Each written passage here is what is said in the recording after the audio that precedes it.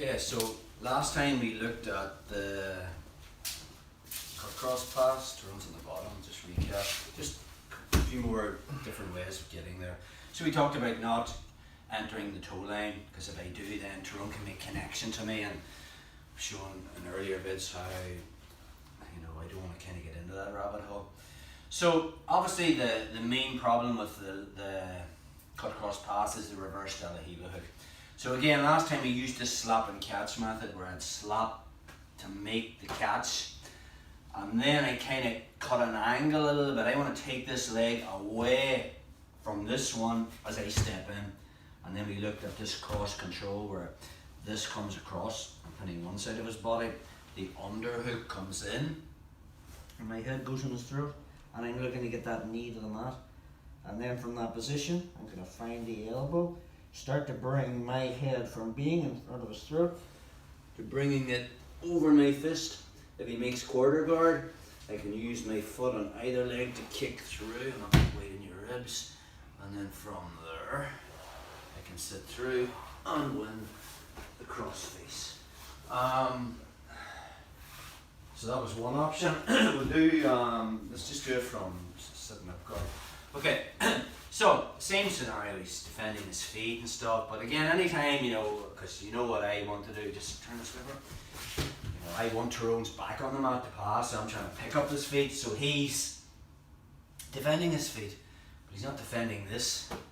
So as I pretend we're hand fighting, I'm going to make this grip. Now obviously the minute I make this grip, his hands is going to come up, which gives me the second grip.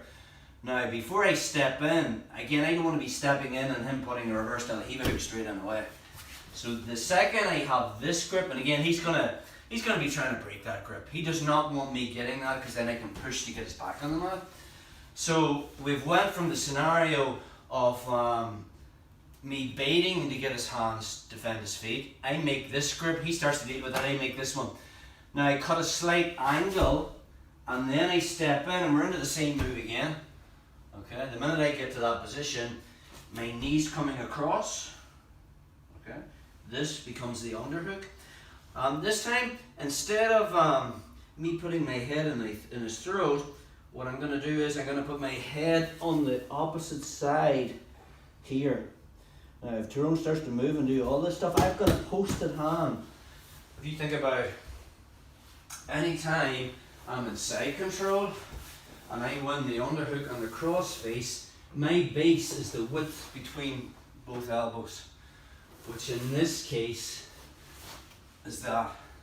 But if you think about it, if I put my head on the mat and a posted hand, my base now is the width between my hands. So this variation of the pass gives you a lot more base. Okay, so Tyrone is playing sit-up guard. So again, I'll go for the feet. He's hand for hand fighting. I make that grip. He goes to deal with it. I make the secondary grip. I'll walk a little bit to get angle to stop that reverse Danaher hook. And as I enter in, I'm just making a connection across. I'm looking to bring to pin one side of his body. The second I do, even if he's still got that grip, just keep your grip. It's not going to stop me winning that underhook. I'll just slide it through. Difference is this time, instead of putting my head in his throat, I'm actually going to put my head on the other side of the underhook. And now I make a wedge. Try to move your head. And I've a posted hand here. Now if he knows jiu-jitsu, he's going to try and create as much space as possible, and he's probably going to try to push me away with this other hand.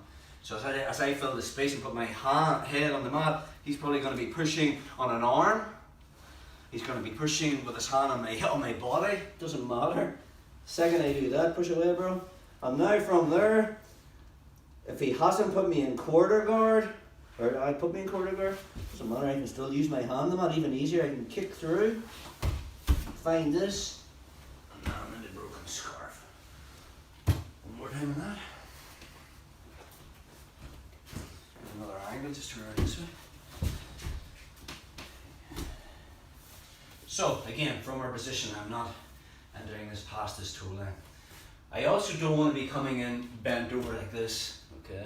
Because now Tyrone can find my sleeves and start, and do all that stuff. So just shuffle back that way a little bit, bro. So anytime I'm entering, I'll be coming in, with a think of a brush shaft down your back. I never want to be bent over. Anytime I'm bent over, he can latch onto me. Whereas that's on to me now. So then my back is straight. And now I make that first initial grip. And you mightn't get this straight away, so don't be getting, oh, I didn't get that grip, you know, don't let me get that grip. I mean, if he's stopping me getting that grip, I'm putting his back on the mat. He can't stop both. He can only defend this area and this area, but he can't defend both at the same time. Unless it's me, because then I'd be using one hand, I'd be doing the old wax on, wax off. So we're in our position. So I make this initial grip, I find this, I cut a slight angle, and as I step through, as I pin one side with my knee, this underhook comes through. But now my head is coming to the other side, and I post with my hand on the mat.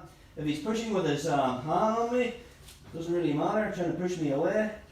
All I'm going to do is use my foot to remove that, and then this finds the tricep, and I can sit in the broken scarf, and we'll just do another variation, just turn it another way, bro.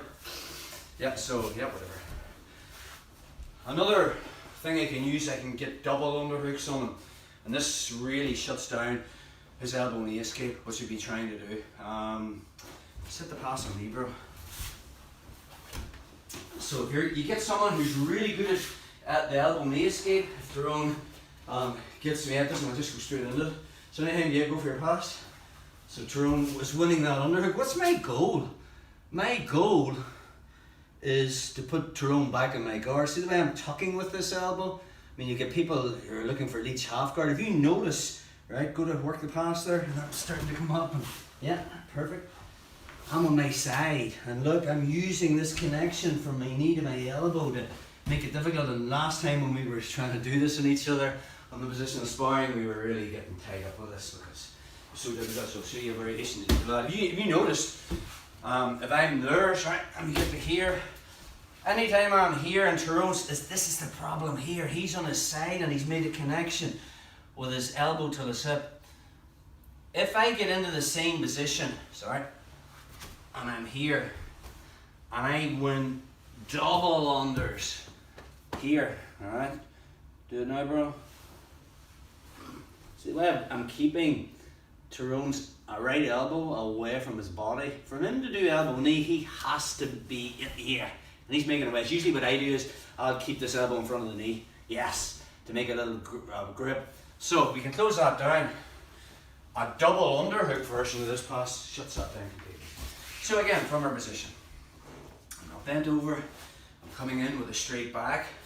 I'll you know, think I'm making him trying to pick up his feet.